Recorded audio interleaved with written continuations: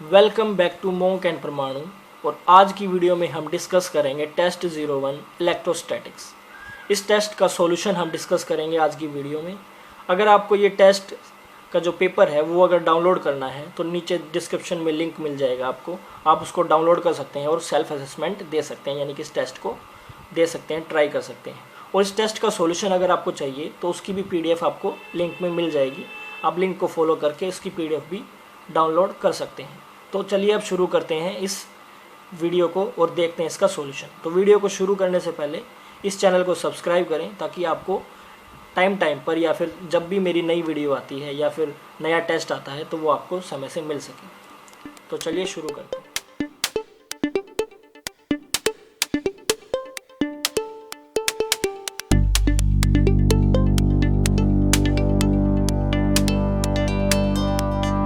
Definitions देखते हैं हम। सबसे पहले है electrical susceptibility.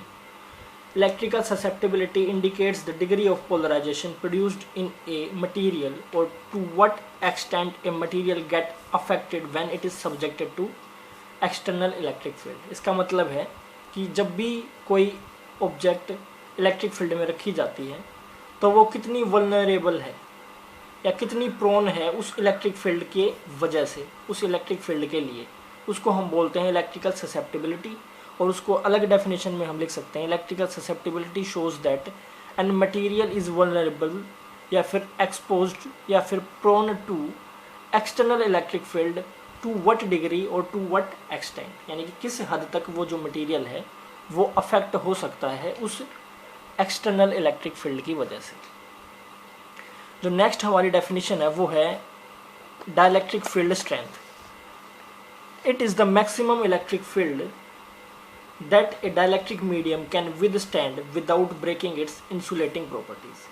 Dielectric material insulators होते हैं, उनके ऊपर जो चार्ज होता है वो स्टैटिक होता है, वो कंडक्टर नहीं होते। लेकिन एक इलेक्ट्रिक फील्ड की वो मैक्सिमम लिमिट, जिस लिमिट के बाद अगर इलेक्ट्रिक फील्ड बढ़ाया जाए तो वो कंडक्टर्स बन सकते हैं, तो उस इलेक्ट्रिक फील्ड मैक्सिमम वैल्यू को हम बोलते हैं डाइलेक्ट्रिक फील्ड स्ट्रेंथ। नेक्स्ट जो हमारी डेफिनेशन है वो है इलेक्ट्रिक पोटेंशियल। और electric potential is the amount of work done in bringing a charge from infinity to that point in the field of that charge without any acceleration, and this work done that is stored in this charge is known as electric potential of that charge। जो next हमारी definition है वो है electrostatic shielding is the phenomena of protecting a certain region of space from external electric field. अगर हमें कोई reason है या स्पेस में कोई जगह है या फिर कोई इंस्ट्रूमेंट ही है हमारा, उसको अगर हम शील्डिंग करना चाहते हैं या उसको हम प्रोटेक्ट करना चाहते हैं इलेक्ट्रोस्टैटिक इलेक्ट्रिक फील्ड से, तो उसके लिए हम बोलते हैं इलेक्ट्रोस्टैटिक शील्डिंग। फिफ्थ हमारी जो डेफिनेशन वो होगी when an electric field destroys.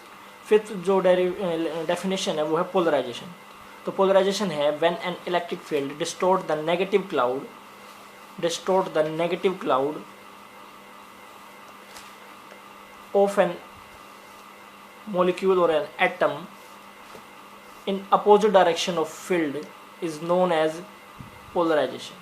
यानी कि इसके अंदर क्या होता है, एक एटम है, उस एटम की जो negative centre positive centre separate हो जाते हैं और अपोजिट डायरेक्शन में होते हैं इलेक्ट्रिक फील्ड के। इस फिनोमिना को हम बोलते हैं पोलराइजेशन। तो क्वेश्चन नंबर 2 था कि हमारे पास जो इक्विपोटेंशियल सरफेसेस होते हैं क्या वो इंटरसेक्ट कर सकते हैं?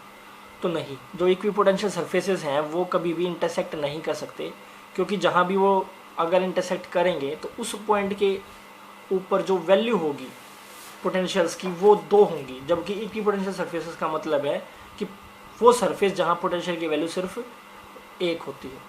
तो अगर हम डेफिनेशन से भी देखें तो वो इसके लिए गलत होगा अगर हम बोलते हैं कि इक्विपोटेंशियल सरफेसेस हैं जो इंटरसेक्ट कर सकते हैं। तो इसकी अगर हम रिटर्न में देखते हैं तो वो होगा no, because each particular equipotential surfaces is defined as the set of points with a region of space which shares equal potential। If two surfaces intersected, it would mean that the point of intersection has different potentials। यानी कि हमारे पास वहाँ पर 2 value होंगी, जो कि गलत है अकॉर्डिंग टू डेफिनेशन। अब नेक्स्ट जो क्वेश्चन है वो कहता है कि जो सरफेस चार्ज डेंसिटी है वो अलग अलग जगह पर अलग अलग होती है, उसको कैसे प्रूव करें। तो सरफेस चार्ज डेंसिटी है वो इन्वर्सली प्रोपोर्शनल होगी रेडियस के, यानी कि रेडियस ऑफ कर्वेचर के। अगर इस तरह की कोई ऑब्जेक्ट है, यहाँ पर रेडियस ऑफ कर्वेचर स्मॉल है और यहाँ रेडियस ऑफ कर्वेचर लार्ज है, तो इसका मतलब जहाँ लार्ज रेडियस ऑफ कर्वेचर है वहाँ पर सिग्मा की वैल्यू लेस होगी, और जहाँ रेडियस ऑफ कर्वेचर ज़्यादा नहीं है, कम है, तो वहाँ पर सिग्मा की वैल्यू हायर होगी।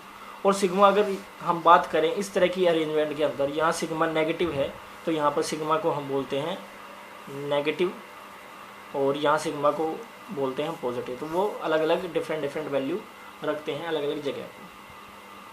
अब थर्ड जो क्वेश्चन था वो था, अगर कोई स्फीयर है वो यूनिफॉर्मली चार्ज है तो उसके अंदर जो पोटेंशियल होगा वो क्या होगा। तो हमें पता है कि कोई भी चार्ज स्फीयर है उसका जो सारा का सारा चार्ज होगा वो सरफेस पे होता है, जिस वजह से अगर वो होलो है तो इलेक्ट्रिक फील्ड इनसाइड दैट, होलो ना भी हो तब भी इलेक्ट्रिक फील्ड उसके अंदर जीरो होगा। अब इलेक्ट्रिक फील्ड अगर जीरो है, D V by D R से अगर हम रिलेशन देखें, ई अगर जीरो है तो D V by D R zero होगा, डी वी जीरो होगा। इसका मतलब वी कॉन्स्टेंट है और सरफेस पर वी होता है Q over 4 pi epsilon not R1। और इस फॉर्मूले की मदद से हम बता सकते हैं कि उसके शेल के इनसाइड भी यही पोटेंशियल होगा और सरफेस पर भी सेम पोटेंशियल होगा। फोर्थ पार्ट में पूछा गया है कि जो कैपेसिटर है उसकी ईच प्लेट पर हमेशा चार्ज इक्वल क्यों होता है। तो अगर मान लो यहाँ से क्यू चार्ज इसकी तरफ जाता है बैटरी से, तो यहाँ पर पॉजिटिव क्यू आ जाता है इसके ऊपर, ये फेस इसका अपोजिट है तो इस पर नेगेटिव इंड्यूस होगा इस तरफ। अब इंड्यूस कुछ इस तरह होता है कि इस कनेक्टेड सिस्टम के लिए पॉजिटिव चार्ज इस तरफ निकल जाता है, नेगेटिव चार्ज इस तरफ निकल जाता है, क्योंकि यहाँ पर पॉजिटिव चार्ज है। अब यहाँ पॉजिटिव बच गया, इस वजह से क्या होगा, इसके अपोजिट फेस पे यहाँ अंदर नेगेटिव आ जाएगा।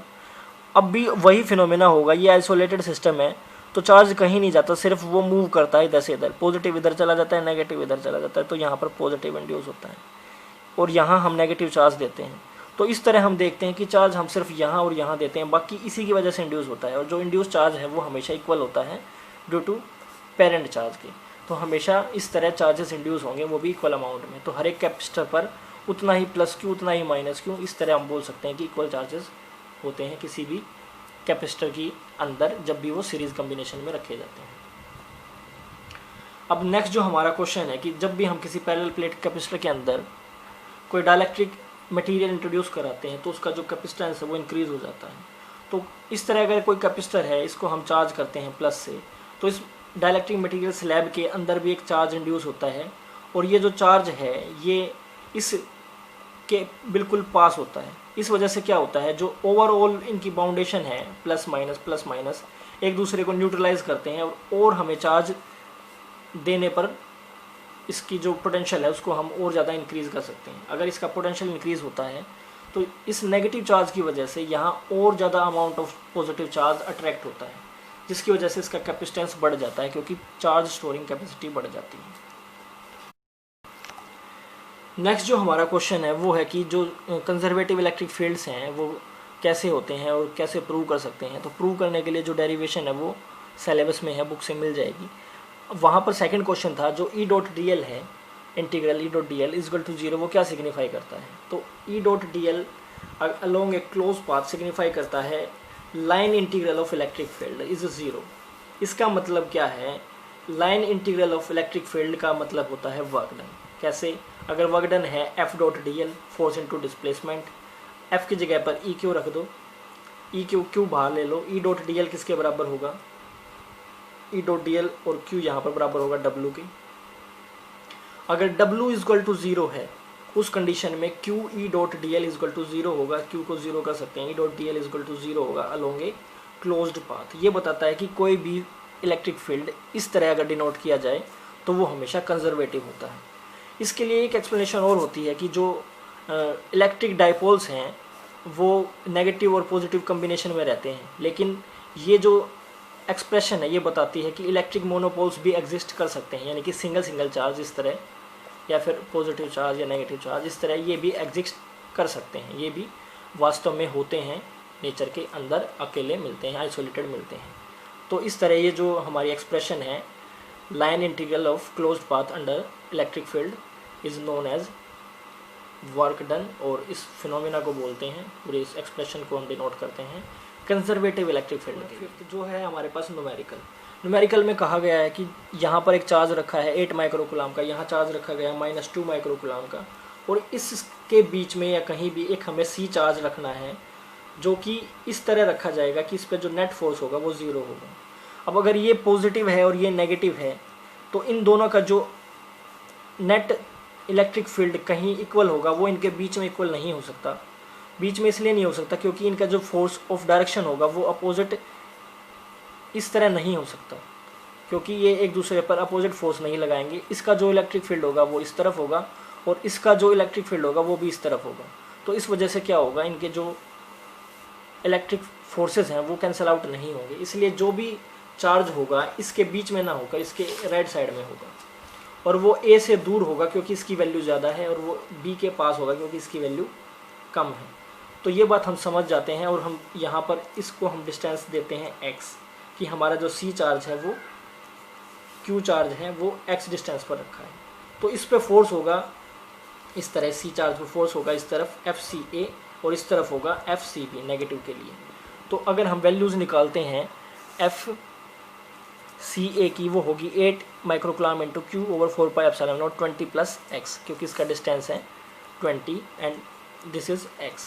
और FCB निकालते हैं तो वो होगा 2 × 10⁻⁻6 इंटू Q ओवर 4πε0 x², क्योंकि यहाँ पे इसका डिस्टेंस है सिर्फ x। अब इन दोनों को इक्वेट करा देते हैं, क्योंकि जो नेट फोर्स है वो 0 है, इसलिए ये जो चार्जेस होंगे, ये जो फोर्सेस होंगे इक्वल एंड अपोजिट होंगे, तो इसलिए इन दोनों को इक्वेट कराते हैं। तो ये कट जाता है यहाँ से, Q से Q, 4π से 4πε0 कट जाता है, 10⁻6 कट जाती है, 8 ओवर 20 + k का स्क्वायर 2 ओवर x², ये बचता है। यहाँ पर इसको काट के 4 लिख देता हूँ मैं, और अंडर रूट ले लेता हूँ, तो बचता है 2/20x = 1/x। इसको अगर मैं सोल्व करूँगा तो x की वैल्यू मिलेगी 20। तो इस तरह वो जो डिस्टेंस है वो 20 आता है। अब 6 जो हमारे पास क्वेश्चन है वो ये है कि इलेक्ट्रिक फील्ड दे रखा है, और उन्होंने बोला है कि कोई सरफेस है इस तरह का रेक्टेंगुलर, जिसका एरिया है 0.2 मीटर स्क्वायर। अगर इस सरफेस को YZ के प्लेन में रखा जाए, YZ प्लेन में रखा जाए, तो इलेक्ट्रिक फील्ड इसकी वजह से कितना फ्लक्स उसके अंदर से क्रॉस होगा। तो अब हमें ये पता है कि जो प्लेन है वो YZ प्लेन में है, तो जब प्लेन YZ में है तो सिर्फ इसके परपेंडिकुलर कौन होगा, सिर्फ x होगा। इसका मतलब सिर्फ x इलेक्ट्रिक फील्ड की वजह से, x डायरेक्शन के इलेक्ट्रिक फील्ड की वजह से इसके अंदर से इलेक्ट्रिक फील्ड लाइन क्रॉस होंगी, y और z इसके अंदर पैरेलल होगा, क्योंकि कोस जो 0 है वो 1 होता है। तो यहाँ पर हम देखते हैं इसका नेट इलेक्ट्रिक फ्लक्स कितना होगा, वो होगा phi = E.ds। dA की वैल्यू हमें यहाँ मिल गई है, E की वैल्यू हम ये उठाएंगे सिर्फ x एक्सिस के लिए, और यहाँ पर E की वैल्यू दे रखी है 2 × 10⁻³ मल्टीप्लाई करेंगे एरिया से, और इसको हम सोल्व करेंगे तो मिलेगा 240 Nm/m²। तो इस तरह हम इस क्वेश्चन को आसानी से कर सकते हैं। लास्ट जो हमारा क्वेश्चन है वो है कैपेसिटर पर एक इनफाइनाइट लेडर सीरीज दे रखी है, जिसके अंदर सभी कैपेसिटर्स C हैं, उनका कैपेसिटेंस C है। तो इस तरह के क्वेश्चंस को हम कैसे सोल्व करते हैं, हम लेट कर लेते हैं इस टोटल का जो इक्विवेलेंट कैपेसिटेंस होगा वो C1 होगा। इस तरह यहाँ ये जो इसके बाद की जो सीरीज़ है वो रिपीट हो रही है बार बार, तो मैं इस पूरे को C1 मान लेता हूँ, क्योंकि एक के कम करने या ज़्यादा करने से कुछ ज़्यादा फ़र्क पड़ने वाला है नहीं, तो इसलिए मैं यहाँ इसके कैपेसिटेंस को रखता हूँ C1। ये C और ये दोनों सीरीज़ में तो ये हो जाएगा C1 ओवर C + C1, और इसके साथ पैरेलल में तो ये हो जाएगा C + C1 over C1 + C1 C + C1 equal to, अब इस टोटल का जो इक्विवेलेंट कैपेसिटेंस था वो C1 था, तो मैं इसके इक्वेट कर देता हूँ। यहाँ से इसको मल्टीप्लाई करता हूँ, ये हो जाता है C², ये हो जाता है CC1, और ये 2CC1 जुड़ के 2C1, और इसकी अगर मल्टीप्लाई होगी तो C1²। तो इस तरह हमें इक्वेशन मिलती है क्रॉस मल्टीप्लिकेशन के बाद, और हमारे पास एक क्वाड्रेटिक इक्वेशन होती है ये। इसका अगर हम सॉल्यूशन करते हैं तो हमें मिलता है 1 + √5/2c। तो सॉल्यूशन इसका क्वाड्रेटिक इक्वेशन का तो नॉर्मल सॉल्यूशन है, अल्फा बीटा करके निकाल सकते हैं। तो इस तरह इसका सॉल्यूशन होगा, ये नेगेटिव टर्म को हम नेगलेक्ट कर देंगे। तो इस तरह हमने सॉल्यूशन आपको यहाँ पर डिस्कस किया आपके साथ टेस्ट 01 का इलेक्ट्रोस्टैटिक्स में। अगर आपको इस टेस्ट से संबंधित कोई और कॉन्सेप्ट अगर देखना है तो आप प्लेलिस्ट की वीडियो देख सकते हैं, लिंक मैं डिस्क्रिप्शन में आपको प्रोवाइड कर दूंगा। और स्टे ट्यून रहें हमारे चैनल पर अगले टेस्ट के लिए।